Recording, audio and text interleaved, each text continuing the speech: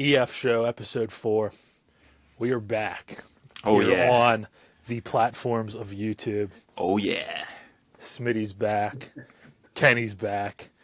Very, very special guest I with got us you. today. I got you. I got you.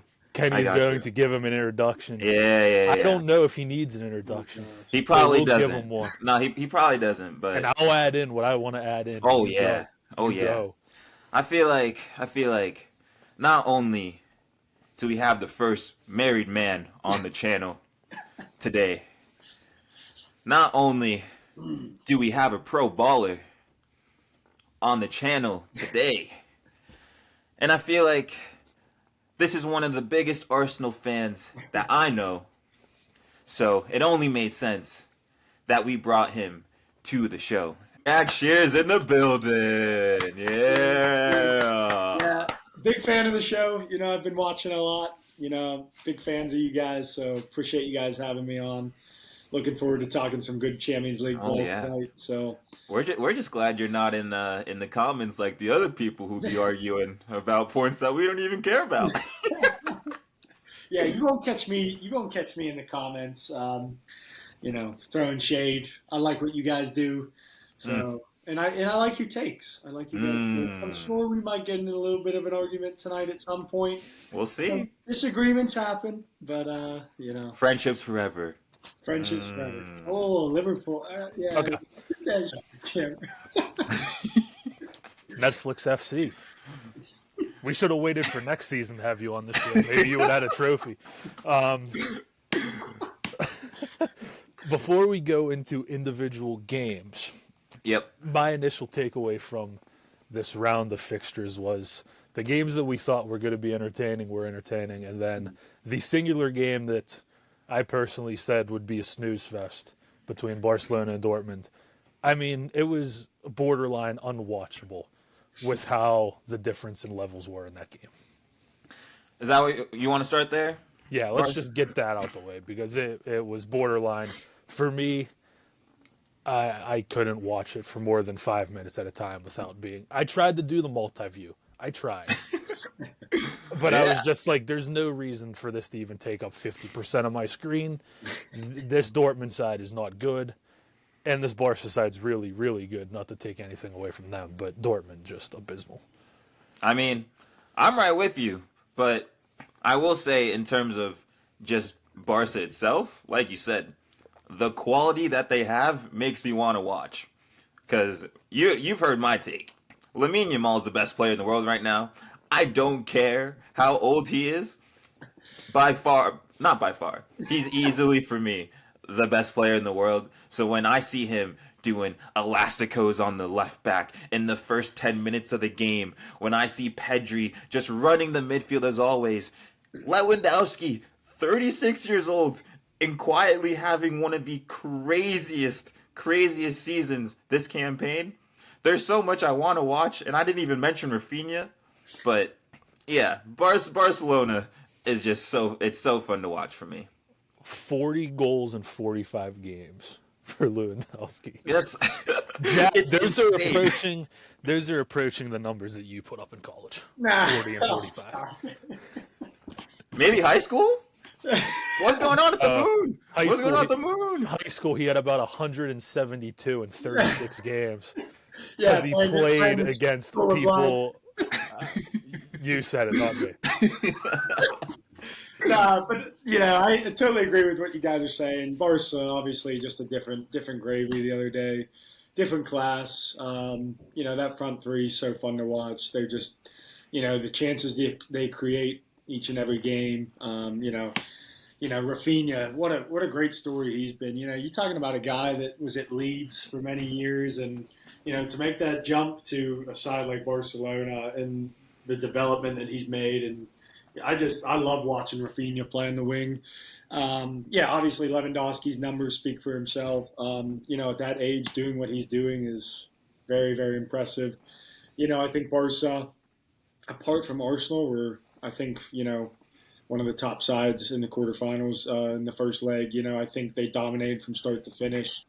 You guys touched upon it on Dortmund. Obviously, their struggles are continuing outside of the league as well. Mm-hmm. You know, and it's crazy because we're not going to see him in the Champions League next year. So, you know, and credit to them. You know, they've made the quarterfinals. I think they got dealt an easy draw against Lille in the round of 16. So I think, you know, getting through that was fair play to them. But I just don't think they have any business being in the quarterfinals. But Barca's just, you know, they're fun to watch. They're in good form. It's a lot of what you're saying right now is that I couldn't accept last episode with Smitty because I'm like, well, if they made it this far, maybe it's like they only show up for the big games, like a certain team that doesn't deserve to be named on this show, and then they don't perform in the league. But clearly, once levels are reached, then it's like it's men against boys, even though age difference wise, it should be the other way around. Right. Yeah, Eighth. exactly right. Eighth in the Bundesliga right now for a club the size of Dortmund's. Completely unacceptable. Managers in and out. Yeah. None of them are able to find the right balance, consistency in their results. Kenny, you brought up a player that I wanted to speak a little bit about. Yes. Pedri. What is it about Pedri that has turned him into one of the best midfielders in the world? If not Honestly, the best midfielder in the world right now. It might be a simple answer.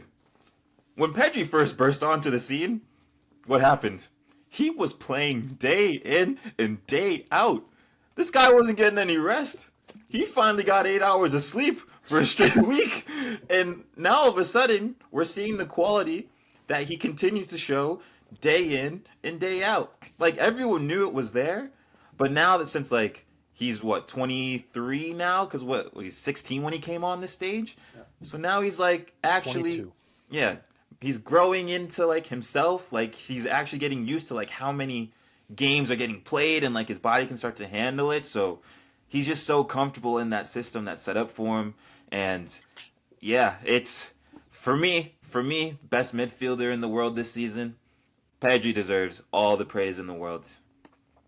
Going forward with Barca, I think right now they look like one of the best teams in the world.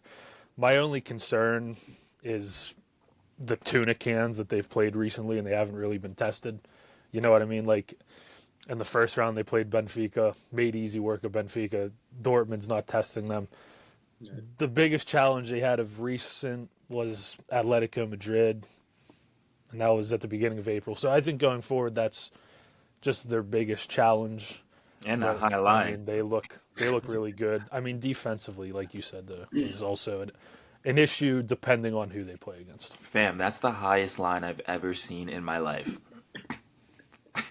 I can't think of another team.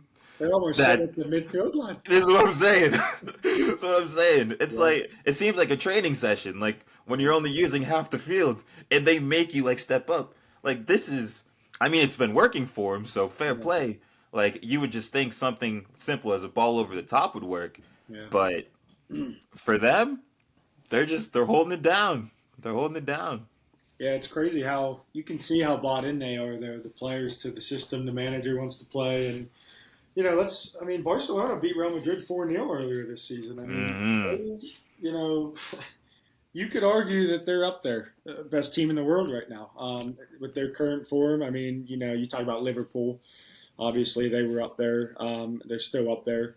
But, yeah, I think Barcelona, but I think it's buying into that system. They've got so many young players that are just hungry and eager to prove themselves. You talked about Pedri. You know, you could just see his confidence blossoming as you know, the older he gets and the more comfortable he gets in that role. And he's always looking to be on the ball. And, you know, from a 23-year-old who's not hiding, he wants the ball in Champions League quarterfinal matches. I mean, I don't know. That's tough to beat. That's really tough to beat when you have that confidence oozing because that's contagious, right, throughout the squad. And, you know, I'm sure guys like Lewandowski, the older crew in the side is, you know, it's going all the way down to the younger players. From that. There's a player that I can even ask you about who plays next to him, Frankie De Jong. Yep. Quietly going under the radar for me, but I don't know about you boys. This is another one who just deserves praise, in my opinion. He's been brilliant this season. I'm still waiting for him to move to United. I mean, that's every single summer. It's Frankie De Jong's going to Manchester I think United. we've heard that, Fabrizio didn't 5 tweet years yet. Doesn't that happen like every single summer? Hey, until it's Fabrizio, here we go. We cannot believe it. No, it's been like that every year. I'm pretty sure as soon as Erik ten Hag got to United, Yeah. that was the first link. And De Jong's like, I am making $400K a week in Barcelona. Why on earth? Why am I even considering moving? You said what? I think it's 700. Wow. Barcelona Yeah. gave it 700. I think it is. You are lying. That's why they can't get rid of him. I think they've tried. Well, what do you think? I'm not joking. What do you think his release clause is then? It doesn't matter because no one else. He's not going to leave. Well, knowing Barca, they have the highest release clauses too. Yeah. Right. They probably set his at like 120. It's got to be really high.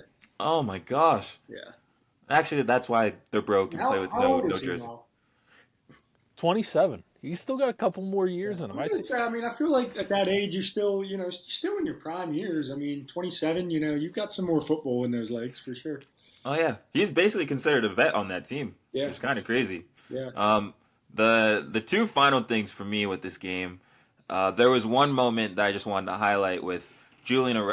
Was it Arejo? How do you say this? Arujo, I think. Arujo, maybe. Well, it was like 89th minute. Like Dortmund's just trying to like get something on the board, but he has like two crucial blocks at the end, and this is the type of defending that's going to get you to where you want to be. So something you just want to call out there, and then Rafinha, who we've talked about a little bit, the goal he had. I don't know if anyone saw the highlight of it. It kind of made me think he saw the Ballon d'Or news, and now it's like he's just trying to get his GA up. Yeah. I don't know if that's the same vibe that you guys are on or like getting to, but I was like, I love you, Rafinha, but you didn't need to do that. I can't fault him, man. I can't fault him. I get, yeah. Fair enough. Any last thoughts on Barca? I think we all agree that they will be going through. What do you think the score will be? 2-0. I think no. I think it could be another 4 because I don't think Barca's going to be like we're content. I think they'll want to just slap them around a little bit. I mean, the Lamine dance, of course. We want to keep seeing that. It looks good, so I hope they do it a couple times in front of the yellow wall. I could see this being like 4-1, to be honest. Yeah, I was going to say 3-1 Barca. I think Dortmund gets a consolation in that game at home in front of the fans, but I think 7-1 final on aggregate. Ugh. Bad. Ugh, yeah. I was just hearing that. It's just, yeah. I mean, it's just like you guys said. It's men versus boys out there. Like at this stage of the game. I mean, it is what it is. Free Gio Reyna. That's all I got. Yeah, I don't. Yeah. It's just a gong show. To kind of add to that, like I feel for the Dortmund fans, like because they're used to that standard and expectation, and it's like it's not being matched, and it's like where do we go from here? Like what is our future? Like does it start at management? Does it start at the front office? Like who do we need to bring in that's going to really make an impact? Like who do you guys could see Dortmund going after? I mean. My first initial take will say a center back. Yes. Because if Emre Can is playing center back in 2025, oh gosh, that is like one of our coaches playing in a small-sided derby that we should not be seeing anymore. We get it. You love to be up top, coach, but come on now, let's let the kids play. Apparently, Jamie Gittins wants to leave this summer. Yeah. So Arsenal. What are we saying? No. On the Dortmund thing about how do their fans feel, my follow-up question for you would be, how do you think Manchester United fans feel? Well, but we'll save that for another day. Yeah. They have no business being mentioned on this podcast. This is Champions League but out of football. respect for Gavin Watt, we should mention that. Well, I'm just trying to think though, like if your anthem starts with like something that should be played at an NFL game or college hoops with the Oh, what is that? I've never heard that shit in my life. Yeah, it makes me think like the Conference League uses like the Baby Shark anthem or something. Like, like why is that the anthem for Europa League? That you No, can't be. yeah, I hear you. I just think like yeah, I don't know. It's just like it's weird how fan bases kind of react when they're used to so many years Mm, consistently of mm, success, right? I mean, yeah. we were in the final last year. I mean, and now you're eighth place in With the full Krug up top. yeah in the Yeah, man. Bundesliga, and it's just I don't know. I just wonder how. Obviously they're not taking it well. I'm sure the Who fans. knows? Maybe we'll have an EL show for Gavin. Maybe That'd be great. the Europa League show. You can You get know. them on every week. Yeah. Speaking speaking of fans that aren't doing well, the mental gymnastics that the Real Madrid fans have been in this week has been Whoa. absolutely hilarious to watch. Whoa. I They mean, sh- I'm hearing people say, "Well, it took two roadie free kicks." Well, yes, it did take two roadie free kicks, but the balance of this Real Madrid side is so bad. It is so bad, and Arsenal really just outclassed them, which is embarrassing. It's really embarrassing for Real Madrid. This is why we got Jack on the pod. So we're gonna let him cook for a little bit, and I'll support you too. But before you go, because wherever you go, we go. Do want to give a shout out to Rodrigo, who was our first guest on this show. And when you talk about What's head Hot loss, Rod doing? well, he must be hot right now because after the score line, Has anyone got a hold of him in Australia? Is he alive? hey, he's been in the comments. That's all I'll say. All right, so But- there's some life there. Okay. Yeah, he's there. He's there. But Jack, Can we start? Let's just start with Arsenal. Go ahead, Jack. No, I mean, listen, we played very well, right? We played very, very well in our first leg. The free kicks are self-explanatory. Declan Rice, I would say that second one he hit is up there potentially in the all-time free kick discussion. And I'll say that, right? I know I'm an Arsenal fan, maybe a little bit biased, but I think that keep going. Where Yeah, he- I'm with you. where he placed What? that ball What? on a world-class keeper in Courtois, right? And the first one was brilliant, the way he curled it, right? Twice. Yeah. Twice. Pep Yeah. Guardiola Let's twice. let's not forget Marino's finish. I mean, that was a very well-worked goal. Lewis Skelly, nice little assist, little slot ball, right? But I want to circle back to the first half because Yeah. Mbappe had a very, very good chance. And Mhm. they write it Raya, and if they score that and go up 1-0, it's a completely different game. And I don't know, Real Madrid didn't generate too much.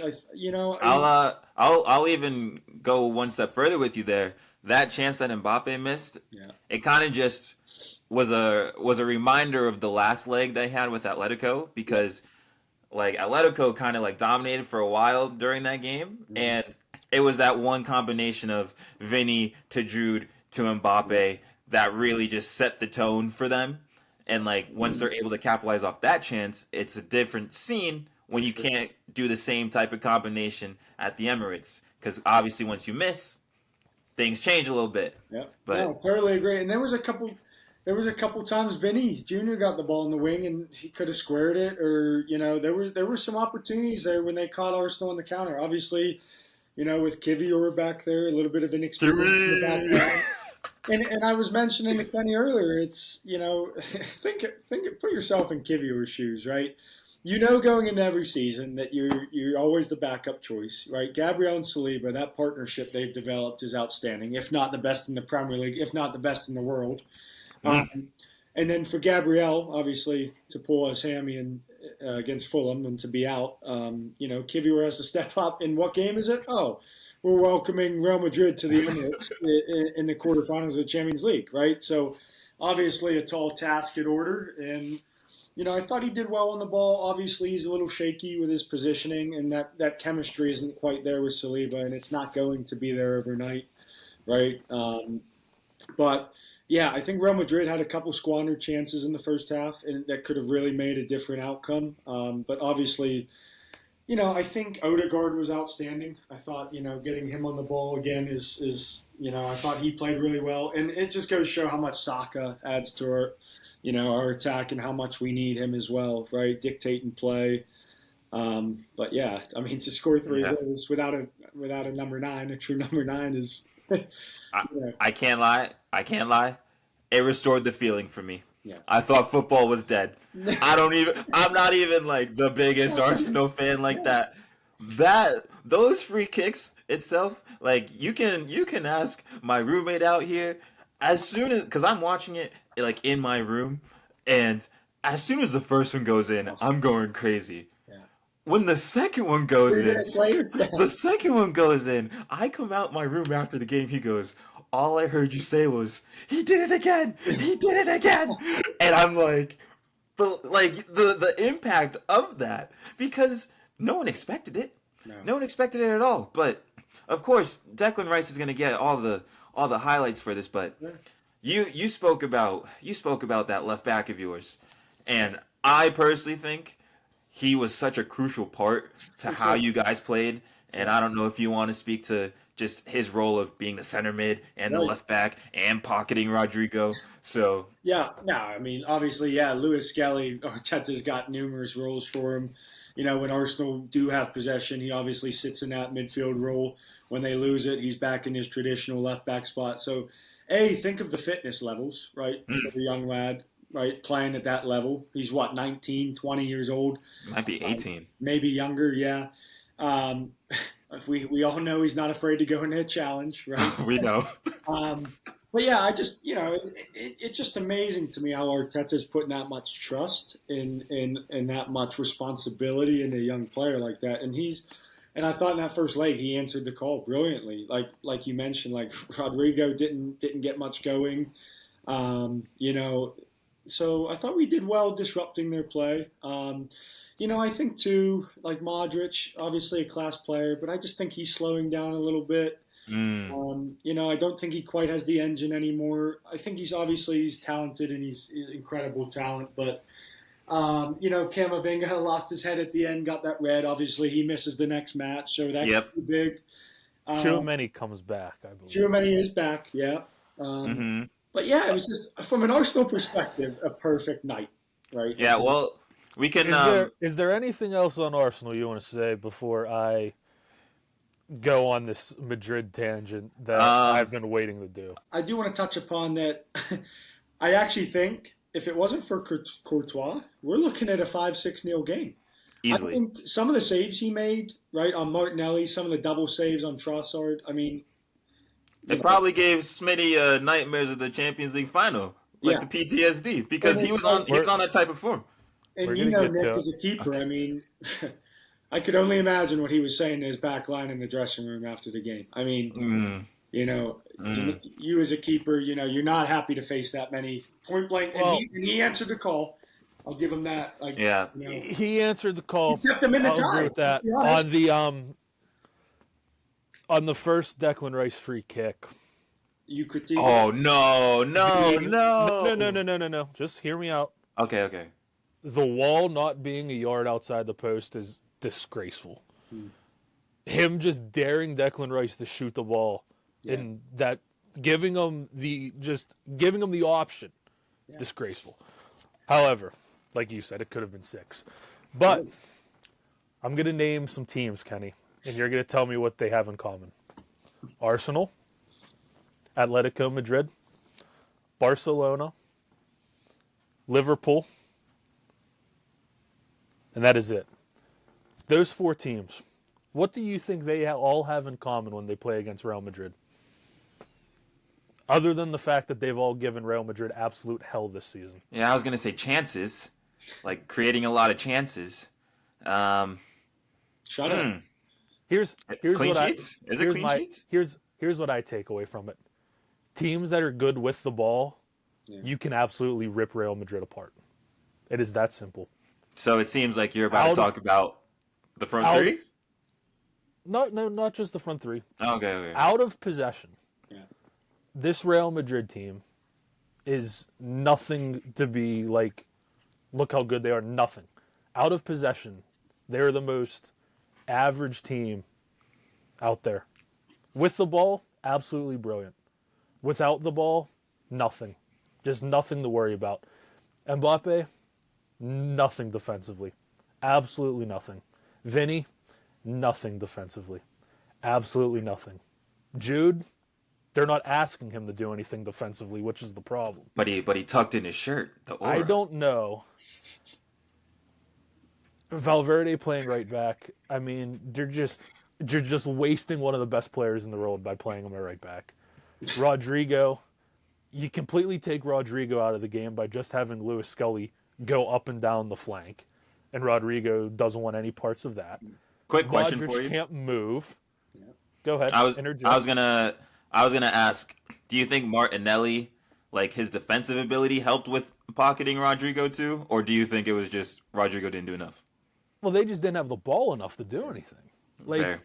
Like in it happens when they play Barca. I watched it happen when they played Liverpool. They just didn't have the ball enough for you to be scared. Yeah. Like when they get on the counter and Mbappe is running at your center backs, you're like, oh, but it only happens twice a game, and all you have to do is just foul them, and it's like, okay, that's done. So it's like, I just don't. Yeah. The better thing is I don't know how they fix it right now. Like, I know a lot of people are like, you're going to the Bernabeu, and they've done it so many times. This is different. Like, they don't have the defensive ability to get enough of the ball. Like, Arsenal can just go there and pass it around for 90 minutes and do the same thing they did. And they won't get close to them because they got players that aren't going to run and press. Yeah, I'm with you. And I think before we start like talking about the second leg, there's just not enough praise that we can give Arsenal. I feel like Arteta's been dealing with all of this pressure. Yeah. Especially, I know I haven't been his biggest fan. I know a lot of people haven't been his biggest fan, but the team he put out, the tactics he had, he just felt confident, and do you just want to shout that out? And like you said, Jack, Bukayo Saka being on the pitch, I think just him being on the pitch alone, let alone that being his first game of 2025, right? changes a whole new dynamic, a whole new dynamic. And before we talk about the second leg, if there is anything else, like even the right side with how Timber performed, and brilliant. Like, I don't know, did Thomas Partey play well?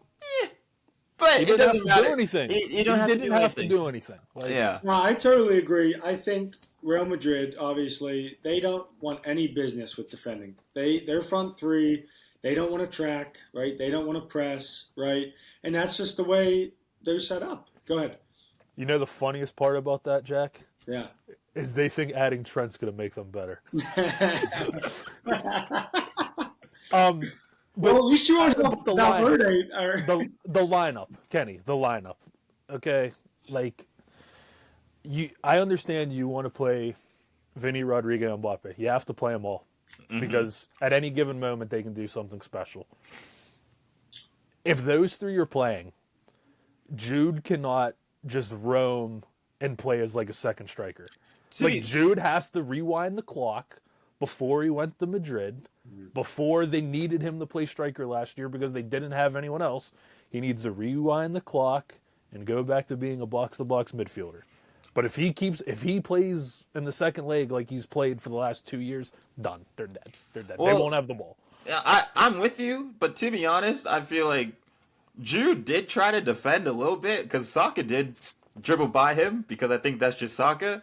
Yeah. But I think it's more of, I would say it's less on Jude for him defending because he was back there. I think that's what it comes down to because his tactics of aura and heritage got exposed at the Emirates. So it's more of Vinny, Mbappe, and Rodrigo not being like clinical and dynamic as usually they are. And yeah, we can get into it now. Second leg. What do we think? How are we feeling, Jack? We'll start with you. Well, as a Gunners fan, my dreams and aspirations have been broken before in the Champions League. We all know we've never won a European trophy, right? So, Yes, it was as good as it could have went in leg one, right? And I am a Yes. delusional Arsenal fan, for those of you out there listening. Mm. But I do have to say, I am a little nervous. I am a little worried, right? I know we have a comfortable lead, but I think if Real Madrid gets one early, I think if they catch some momentum early in the match, they come out firing and they get one. I think we're in for a long 90 minutes, right? And I think it's a nervy 90 minutes as an Arsenal fan. Um, it'll be interesting to see because people keep saying Arteta's going to park that low bus, right? What? You think it's just a bus? You think it's just a It's bus? the airplane. It's the airplane. It's But I gotta be it's the honest with you. mechanics that made the If plane. I'm Arteta, He'd be an absolute idiot if he did. yeah, He'd be an absolute idiot. why, All you have to do why is change just it? go there and knock the ball around for 90 minutes like you did. They won't funny come close to getting the ball. agree, right? I think our approach should be, let's get to goal. Let's play the way we did in the first leg, right? We proved that they have weaknesses. We expose them. I know it's the Bernabeu, but listen, we're 1-0. We were undefeated in the Bernabeu, right? Henri's got that famous goal in 06, beating them in the semis, right? That dribble to the corner. It was To a the goal. corner. If you were there, you were there. Yeah, Right? yeah, So we yeah. knocked Madrid out in the semis in 06, but They're saying the greatest European night in Arsenal's history. I am. And now I would say this one's probably Declan at the Emirates might be the greatest night. first or second. Yeah, it's up there now. Yeah. But I know It's a sad state of affairs. I know a lot of people are saying go park the bus, and I can see why you do it, but it's like I say stick to what you know. What are we good at, and that's having the ball, right? That is playing the style that Arteta wants to. Don't be intimidated by I the love big this. moment. I Am- love this take. Go there. I Am I- love this take. And- Am I hating too much by just saying just go knock it around for 90 minutes? No. Well, Like, it'll be How a different hard type is of Madrid pressure. gonna work? I mean, Yes, guys, and the ball. guys, it is at the Bernabeu. Like Yeah, you can't just go there and knock around for 90 minutes. Right. But here's what I will say because Yeah, Jack but and go ahead. this isn't the same team. Like, this isn't. It's still heritage. I'm scared. I'm scared. I'm scared. I'm still It's nervous. Like, this heritage, guy but is they far had from players that now. could run. Like, they don't have players that are willing to run. Yes, I'm with you there. I'm with you there. And I guess what I'm trying to say that like I guess we've all been hinting at is like you said, why be intimidated? Why be a shadow of yourselves? This has kind of been the whole thing with Arsenal that I've had this entire season. Think about the free kicks. They don't happen if Declan Rice listens to Odegaard and the coach and plays it back post. You know what he did? He took a risk. He looked at Saka and said, I want to shoot this, and he took the risk. And look how it paid off. This is exactly how Arsenal should maneuver. Like, Champions League aside, this is how they should maneuver. It doesn't matter. You are Arsenal. Yeah. Show everyone. Yeah.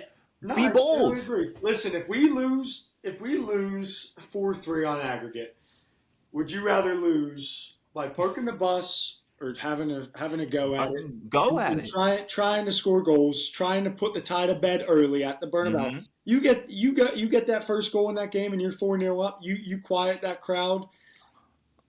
Unreal. It's finished, right? It's Unreal. finished. I would go on to say you get the first goal in that game and you're 4-0 up with 80 minutes to play, 70 minutes to play. It's done. But again, I could live with the fact if we lose the tie 4-3 on aggregate, but we went there and tried to play our brand and style, I'd much rather accept that than sit back for 90 minutes and just accept wave after wave after wave, right, of pressure. And that's just me. I'm with you. I'm scared about the war tactics that Arteta is planning because he's been known to definitely be defensive. For sure. Before we get score predictions, do want to ask you guys because Kiwior, like he was okay, but I know Ben White, he was a center back before. Is there? Nope. No, not this I think he's season. gonna Same ride 11. I think he's Same staying 11? here. Yeah. Okay, I think fair so. enough. But my hot take is I think Real Madrid get it to the bench a bit, and I think they bring Endrick in, and I think Endrick will make a little bit of an impact. I could For see. who? Yeah, I know. I knew you were going to say that. I just think I don't know. Maybe a Rodrigo or I don't know. If we're talking, I think Carlos he's got to do something. well, Valverde has to play in midfield. It's the I only think chance they have of Modric getting the ball. Modric comes out, Vasquez goes to the right, and Valverde will play. I'm not saying Endrick starts. I think they bring him off the bench maybe to make an impact with 50, 60 minutes in. If nothing's happening, I think they're going to bring him. Yeah, it'll probably be him and Arda Güler. That's been the two subs. It will not be him. I see it, but I know where that comes from because of the international break and what the little bit. Yeah, I've seen it. I know exactly where that comes from. 10:88 down 3-0. They're getting minutes. That's unbelievable. I just think Ancelotti's got to utilize his bench a little bit. If you do not see Bellingham, Valverde, and Tchouaméni on FootMob an hour and a half before the game in the midfield, you'll be fine. Don't worry. Yeah, but I'm scared though because they've already started their rituals. Like I'm pretty sure yesterday or 2 days ago they announced that someone passed away. I'm like, brother, we're gonna have to dig up this grave. Did you see the Ancelotti post-game interview of that little grin he had on his face? Oh, the eyebrow going up here.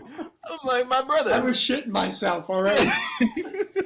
I'm like, here we go.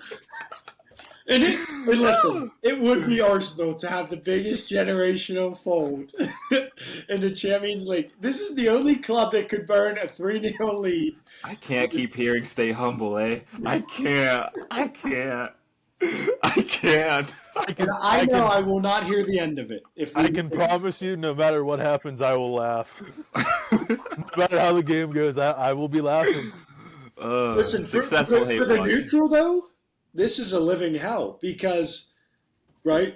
Everyone wants Madrid out, right? Because of their history, but no one wants Arsenal to advance. I mean, you're probably right for most of them. Yes. I'm just saying, if Madrid comes back from this, we need to collectively stop watching footy. It's over. It's over. I think you need to check in on me once every couple of days if Madrid come back from this because I will not be in a good mental state. Next episode, we'll do a little call and just check in real quick, see what's going on. Please check on me. But yeah, let's end it with score predictions, and then we'll move on to the next one. Who wants to kick us off? 2-1 Madrid. I will go 3-1 Madrid. His demons are coming. But I feel stupid saying that because if it was 2-0 Arsenal, I wouldn't be surprised. But I'm playing into the belief of they're going to close the roof. It's good. Watch out. They're going to close the roof. I'm going to say 5-1 Madrid on the night. Madrid goes through 5-3. Oh, brother. Listen, I could just see it. I could just see Arteta sitting there like this. Sam, they've never scored on you before. I know, but I know we can talk about the weaknesses of Madrid, but it's some dark magic they will pull out of nowhere. And Jack, I don't know. If that happens, what happens with Arteta? Honestly, what happens? That's a great question. Okay, I have had Arteta's back. If that happens, get the fuck rid of him ASAP. Get the tomatoes, get the stones. It's time to treat it like the old days. Yeah. But if we lose 5-1 at the Bernabeu, he's got to go. And I'm not even saying finish out the season immediately. Don't let him leave Madrid. Keep him there. Yeah, as soon as he gets back, deport him, respectfully. No, yeah, but honestly, I know it's a crazy result score. 5-1.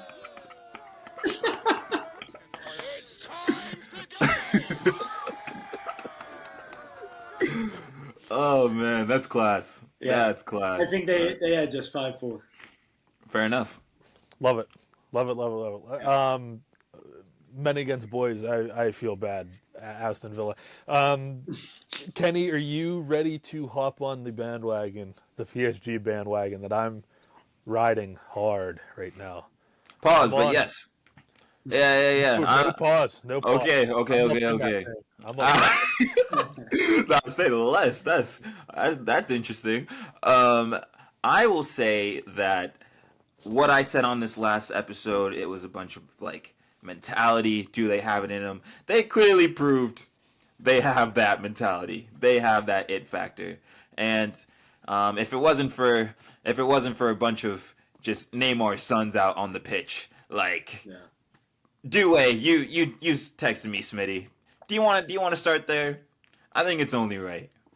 I want to say that an absolute nightmare would be that Real Madrid somehow win and we'd have to watch PSG play Real Madrid.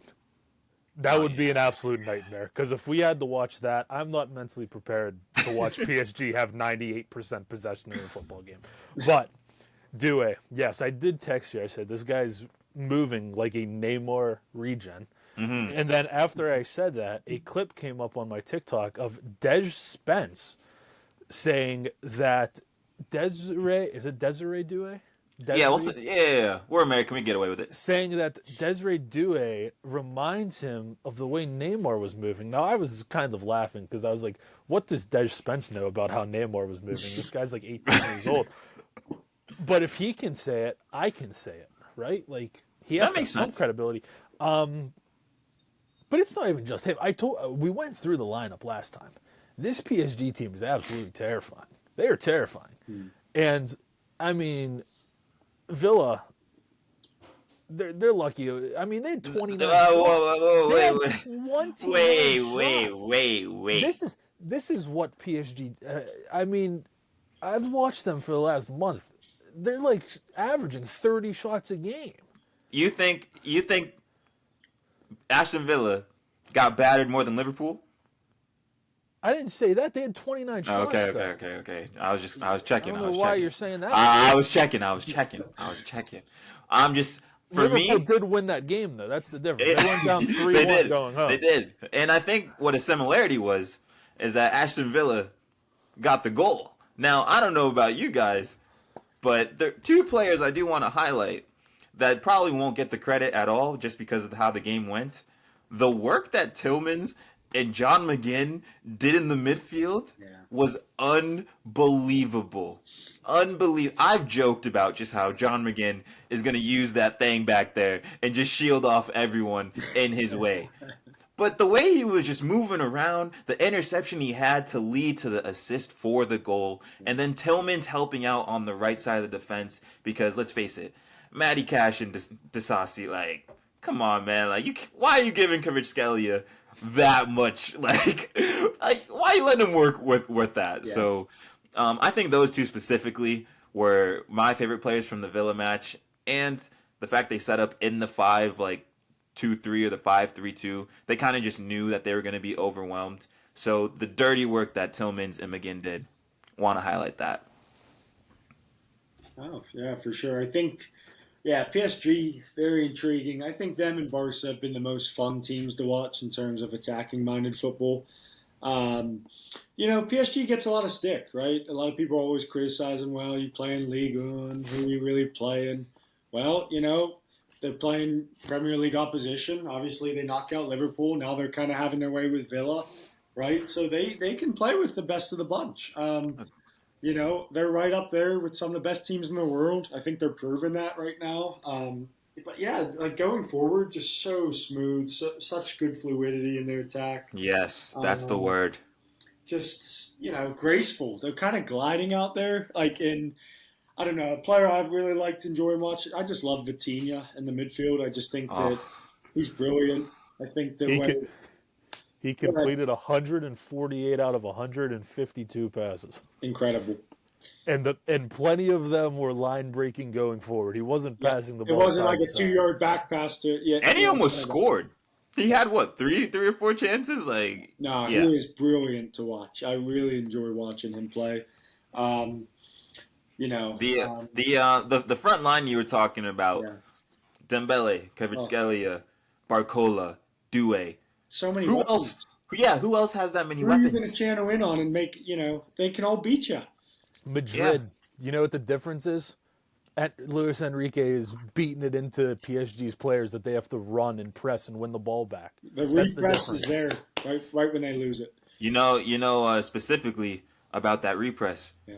Hakimi runs for days. Oh my goodness.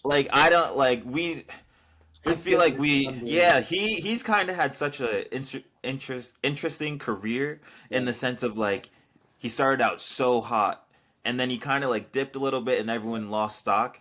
And now, what he's doing as captain of this PSG team, he's setting the tone for the press from right back. He's doing the dirty work that like the forwards don't have to do, and he's been unbelievable. The amount of running he did was sickening. Like I think it's what Jack said though. Like PSG have this reputation, but it's different. Like it's no longer we're carrying a guy. Like yes, Mbappe is great. He in my opinion he's the best player in the world. But defensively you have to carry that. And right now PSG doesn't have to worry about that. PSG can defend with 10 guys. They don't have to worry about we have one guy up there, we have to force feed him the ball. No. We have a front three that can go anywhere they want. Dembele moves all around the place. Varskelia moves all around the place. Doué skins a guy and just claps one into the top corner. Then such a good finish. Then 70 minutes later, Varskelia just puts the sassy on his ass. His first play of the half. He puts him on his ass, and then he smacks one weak foot off the post and in, basically. Yep. And then Nuno Mendes is running forward, getting in the attack, and he's like, you know what? Let's make it 3-1, and now that it's 3-1, it's over.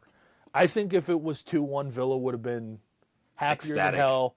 They would have been happier than hell, and they would have, just like Liverpool, would have been like, all right, we're fine. It's 2-1. Now, I mean... It's going to be tough, yeah. It's a lot to ask for because you have to open yourself up a little bit to come back from 2 goals down. And if you open yourself up, you don't want to open yourself up. You don't. But I think to your point, I think they're really enjoying their football, and you can see it. I mean, they...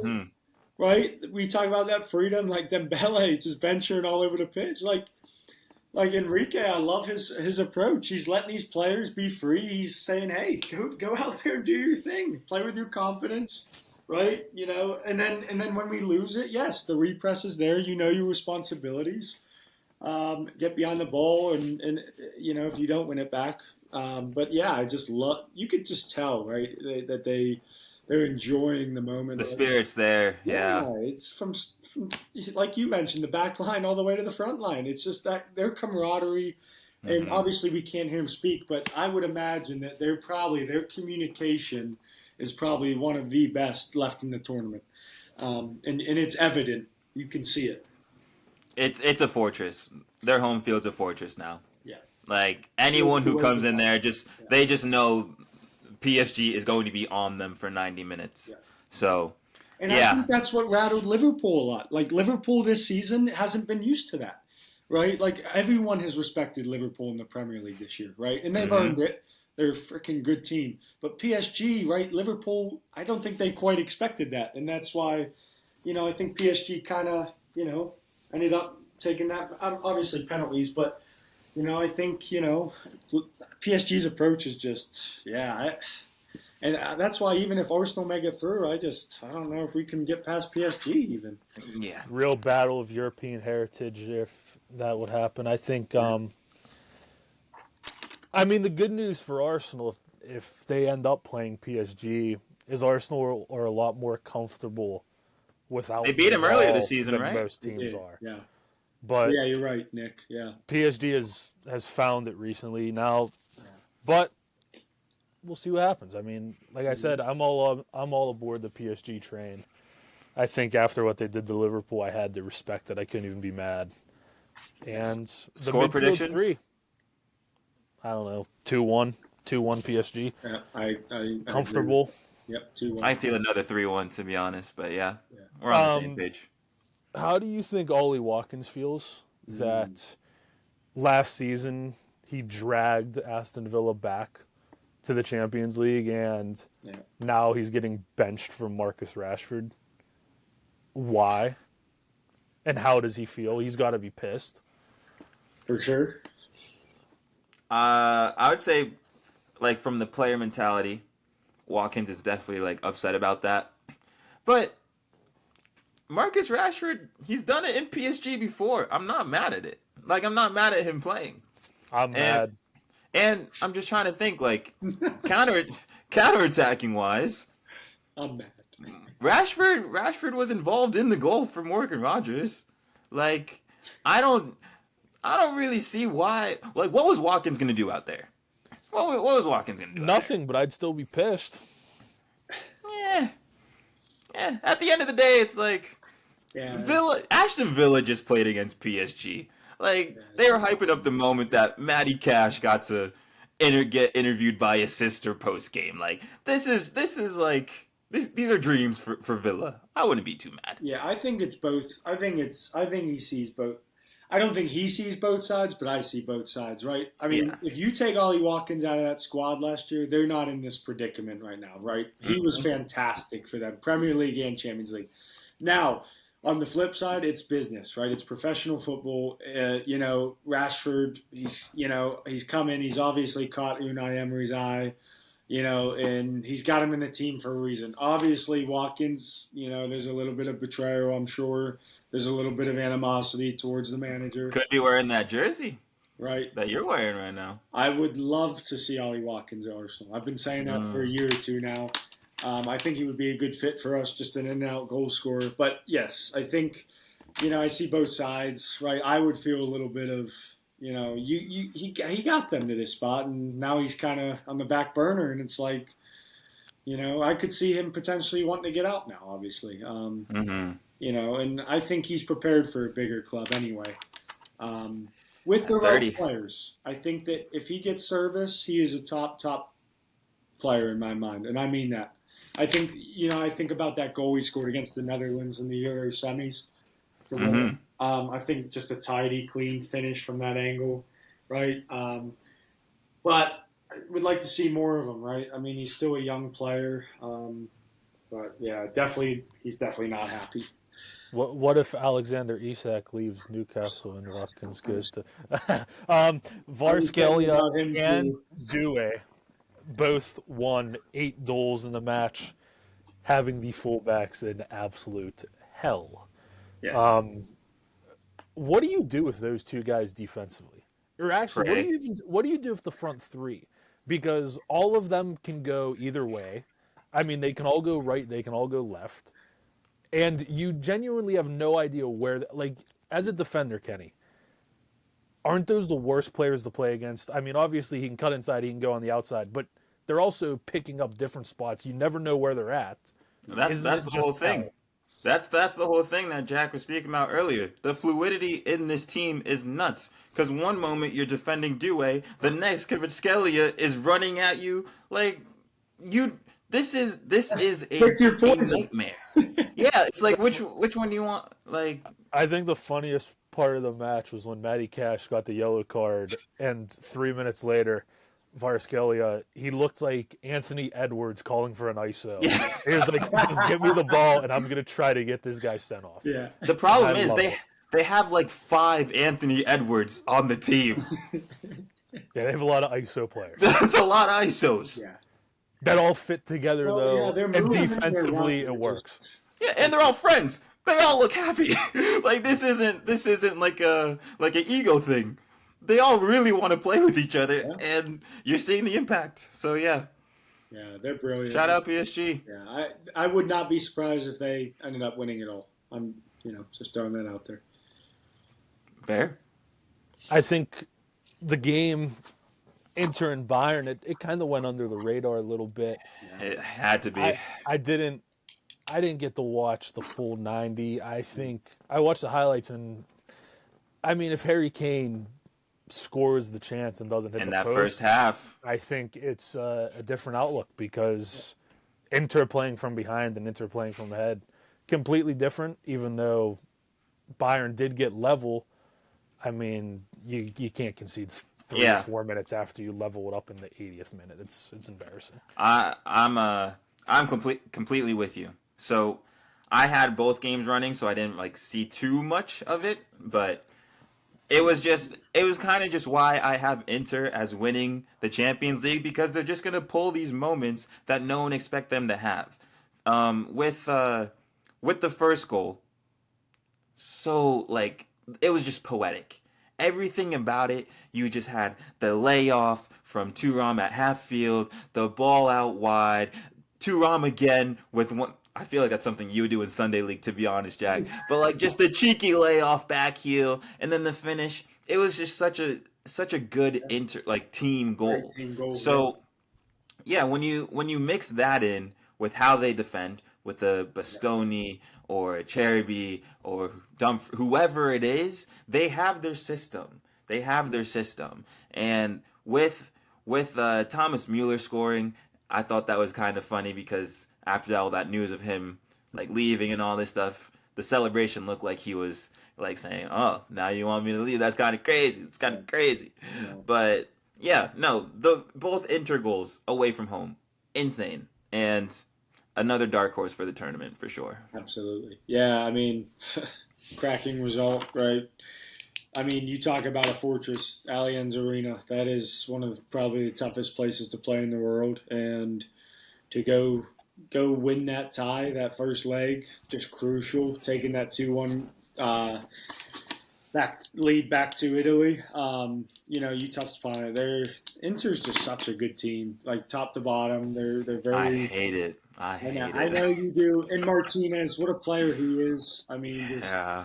fantastic. But I had some worries about Bayern, right? Just squeaking by Celtic. Just they haven't quite gotten their groove. Like they're No Musiala now, no Davies. yeah. I just I really do think Inter's comfortably going to go through. I just think at home they're going to suffocate Bayern, and I don't know how I feel about Company as a manager. Really, I just obviously a top player.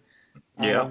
But I don't know. I mean, obviously, I had a stint at Burnley. I think just a big jump, Burnley to Bayern, and I don't know. I don't know. It's weird. We're on the same page. I've been questioning. Yeah, or I feel like we've all been questioning his tenure I at don't know if they Bayern. have the squad to do it. I just, The Musiala injury is terrible. Like that hurts I so mean- bad. I don't want to be the nerd, but their XG was 2.3. They had chances. Like if Kane doesn't hit the post, Sure. like yeah. and I mean Mueller, that's a whole different conversation. I mean, they're just letting him go at the end of the year, and they kind of just slapped him with the backhand and said, "See you later." Yeah. I mean, handled it horrendously.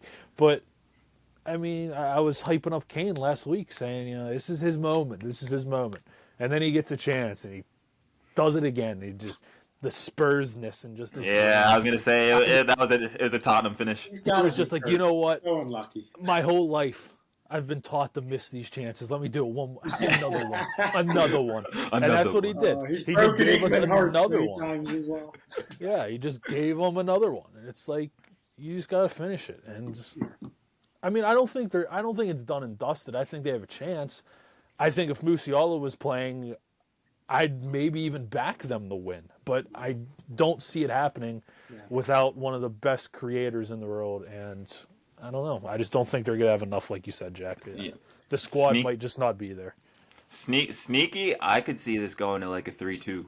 Like I can see the game still being like entertaining because, like you said, their XG was that high and like chances were created. Yeah, I'm not disputing Bayern. I mean, Bayern's attack is, Elise and some of those guys. I mean, they can create. It's just, I don't know, like their midfield's not as good as it used to be. Their back line, like they don't have that big presence at the back. I feel like that's a big vocal leader like they've had in years previous. Mm-hmm. Got Eric Dyer. He's a good player, good solid squad player. Spurs. If he's Another a squad Spurs. player, I don't know. Yeah, but How crazy's that? They literally just bought Eric Dyer to keep Harry Kane happy. That's how a proper football team runs right there. I don't love know if that. that's a good thing or a bad thing. I mean, Yeah. It's like Giannis and Thanasis. yeah, that's true. That is true. Yeah. So, I'm going to say in the second leg, I think a 1-1 draw. And I think Inter goes through 3-2. Fair. Yeah. I'm cool with that. I like that. Enter 3-2 going through. Yeah. I like that prediction. I just, Anything to close out these Champions League fixtures and these second legs? This was Any class. thoughts? I can't lie. This Champions League round itself was class. It was. I have loved one it. more question for Jack before we go. Hit me. I think the big talking point of the summer, this is not just a Champions League question, this is just a general question.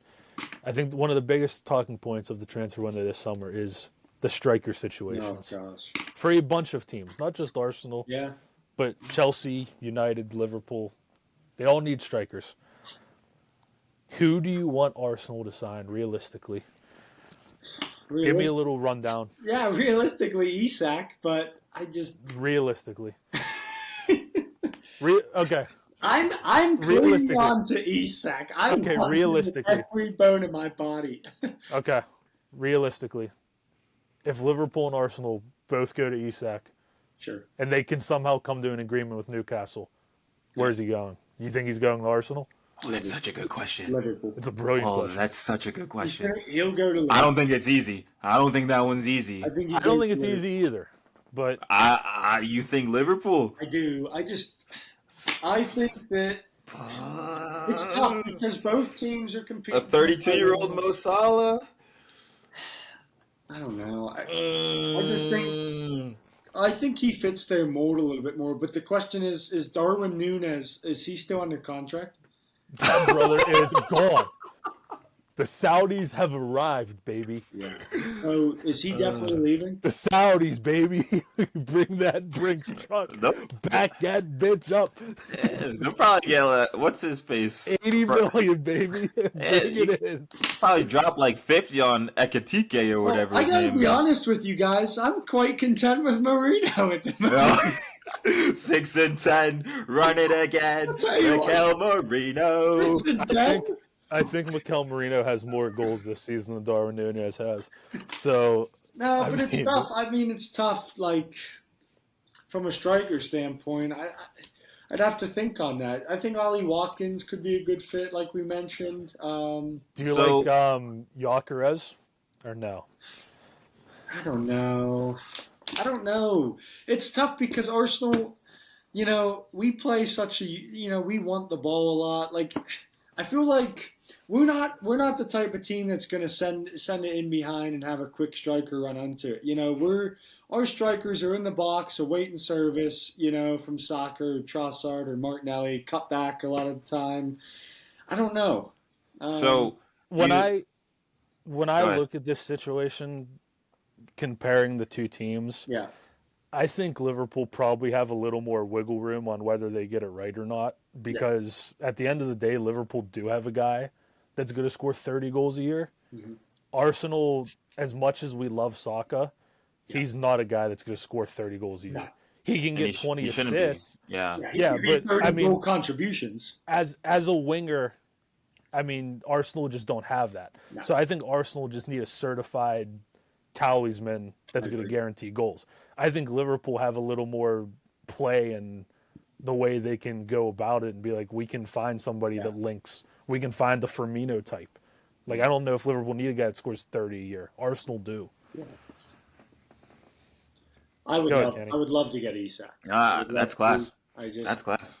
But it's going to be tough for Newcastle to agree. I mean, obviously, as a smaller club, if the price is right, they're going to accept. But it's that price is. Yeah. And here's the thing, like, that's high. I mean, I know they keep saying 150 million, but the way I look at it is he has to make the decision now on how long he wants to stay at Newcastle. Like, if his aspiration is to win Premier Leagues and Champions Leagues, I think he also needs to realize that whether he's available or not this summer, teams that need strikers are going and buying strikers. Yeah. Arsenal are buying a striker regardless. Liverpool are buying a striker regardless. So are you going to wait another year and then maybe push yourself out from a move because you want to play Champions League with Newcastle? And I'm not faulting him for being loyal, but it's like, dude, if you can get your club 120 million and you can go set yourself up to win trophies that you're probably not going to win at Newcastle, I can't hate on him from doing it, but I can also respect it if he stays the loyal path and stays at Newcastle. But I'm just saying the window he has to make the move isn't as open as he might think it is. Oh, man, that sounded exactly like a certain right back for Liverpool. I was just listening is to you. getting 150 million. No, I'm just saying the thought process. That's all. That's all. No smoke here. No smoke here. I'm just saying I put two and two together. But I agree with you, Smitty. I agree. Oh, did we lose Jack? I think we did. I think he was cooking up something good too. Oh, he said his laptop died. Oh man. Oh, so this is how it's gonna end. Um, Unbelievable ending to the episode. yeah, no, this is great. This is great. So for anyone out there who's made it this far, um, shout out Jack Shearer. This was elite ball knowledge, and I don't know about you, Smitty. This was one of my favorite episodes across EF For and sure. just in the pod. So For sure. we're gonna drop some links if you want to keep hearing from Jack. I know he's got the Shearer Soccer Academy going on for any Yinzers out there. So we'll drop the links in there too. And yeah, I'm Kenny. That's Smitty. That was Jack. And we'll be back for another episode. Peace.